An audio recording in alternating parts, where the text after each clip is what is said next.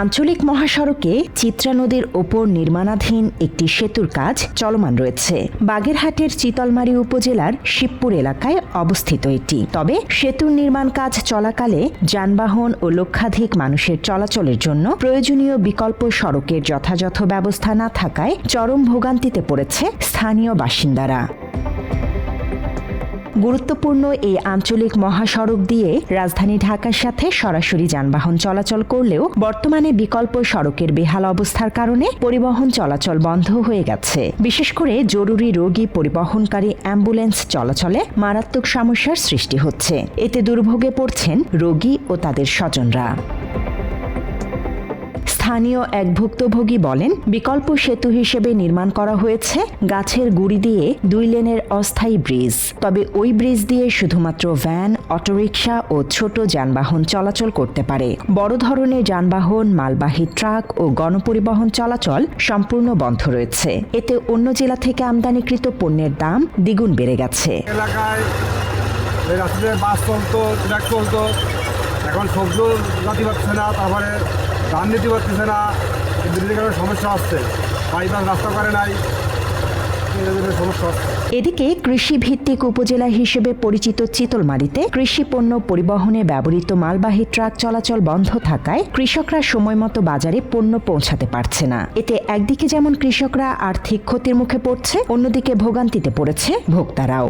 এই যে রোডটা ভাঙার কারণে যে বাইপাস রোডটা করছে তাতে কোনো বাস বা ট্রাক যাইতে পারে না, শুধু ভ্যান যায়। ভ্যান যাওয়া আসার কারণে আমাদের চিতলমারীর পণ্যদ্রব্যের দাম বেড়ে গেছে, যার কারণে আমাদের খুবই ক্ষতিগ্রস্ত হচ্ছে। মাত্র 30% টাকায় জমির মালিক হয়ে নতুন বাংলাদেশের গড়ে তোলার স্বপ্ন দেখা বাংলা বসতি। দেশের বিভিন্ন স্থানে সেতু নির্মাণের সময় ছোট আকারের বিকল্প ব্রিজ নির্মাণ করা হলেও ওই এলাকায় সেই ব্যবস্থা না থাকায় ক্ষোভ প্রকাশ করেন স্থানীয় এক গাড়ি চালক। ওখানে কিছু সিন্ডিকেট করতেছে, তারাই টাকা পয়সা খেয়ে ছোট ব্রিজগুলো করে এই ছোট গাড়িগুলো যাওয়ার জন্য ব্যবস্থা করছে। কিন্তু শীতলমারি যে মাল বাহী যে যানবাহনগুলো আসে, পরিবহন আসে, টুঙ্গিপাড়া এক্সপ্রেস, আর ওই যে শিবাগিরি লাইন এবং সাধারণ ওই যে খুলনা যাত্রীবাহী গাড়ি, ফাল্গুনি গাড়ি, এইগুলো যাইতে পারে না। বললাম যাওয়ার জায়গা ওখান থেকে নাই, কিন্তু তারা বলে যে ওখানে গেলে গাড়ি ঘুরে নাইলে হয়ে হিজলের ভিতর থেকে এই হিলে পাঠায়। এছাড়া আঞ্চলিক মহাসড়কে পরিবহন চলাচল বন্ধ থাকায় চিতলমারী বাজারে মালবাহী ট্রাক আসতে পারছে না। এতে নিত্য প্রয়োজনীয় পণ্যের দামও বেড়েছে কয়েক গুণ। তাছাড়া কৃষিপণ্য ও মৎস্য আড়তের পণ্য ঢাকা সহ বিভিন্ন স্থানে পাঠাতে চরম দুর্ভোগ পোহাতে হচ্ছে ব্যবসায়ী ও কৃষকদের। বন্ধ রয়েছে জরুরি সেবার অ্যাম্বুলেন্স চলাচলও। ট্রাক চলতো, এখন সবজিও জাতি পাচ্ছে না, তারপরে ধান নিতে পারতেছে না, বিভিন্ন কারণে সমস্যা আসছে। বাইপাস রাস্তা করে নাই, সমস্যা আসছে। বাইপাস রাস্তা করে দিই।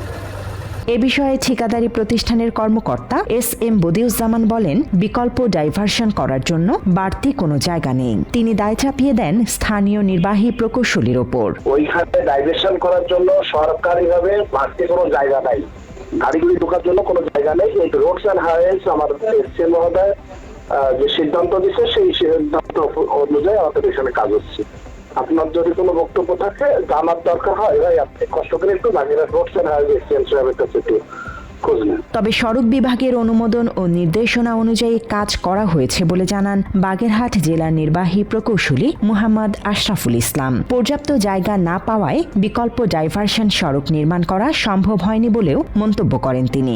চিতলমারী উপজেলা শহরের পরবর্তী অংশে শিবপুর নামক স্থানে একটি সেতু নির্মাণ করা হচ্ছে। এখানে আগে সিঙ্গেল লেনের সরু এবং ঝুঁকিপূর্ণ একটি সেতু ছিল। এর পরিবর্তে একটা প্রকল্পের আওতায় এখানে 2 লেন বিশিষ্ট একটা নতুন সেতু নির্মাণ করা হচ্ছে। তো এখানে আমাদের এই রোডটা আগে জেলা সড়ক ক্যাটাগরিতে ছিল, পরবর্তীতে আঞ্চলিক মহাসড়ক ক্যাটাগরিতে উন্নীত হয়েছে। কিন্তু এই রোডে আমাদের সরকারিভাবে অ্যাকোয়ার করা জায়গার পরিমাণ কম। তো আমাদের এখন 2 লেন বিশিষ্ট সেতু নির্মাণ করতে গেলে যে পরিমাণে জায়গার দরকার হয়, সেখানে তার থেকে কিছু পরিমাণে কম রয়েছে।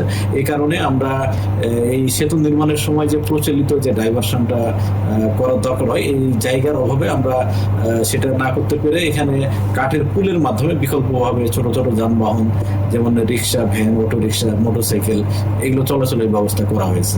কর্তৃপক্ষের এমন উদাসীনতা আর একে অপরের ওপর দায় চাপানোর খেলায় শেষ পর্যন্ত বলির পাঠা হচ্ছে সাধারণ মানুষ ও স্থানীয় কৃষকরা।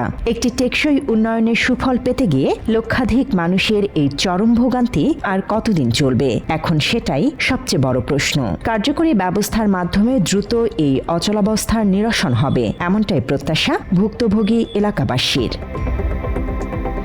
তথ্যচিত্রে সাগর মণ্ডল, বাংলা এডিশন।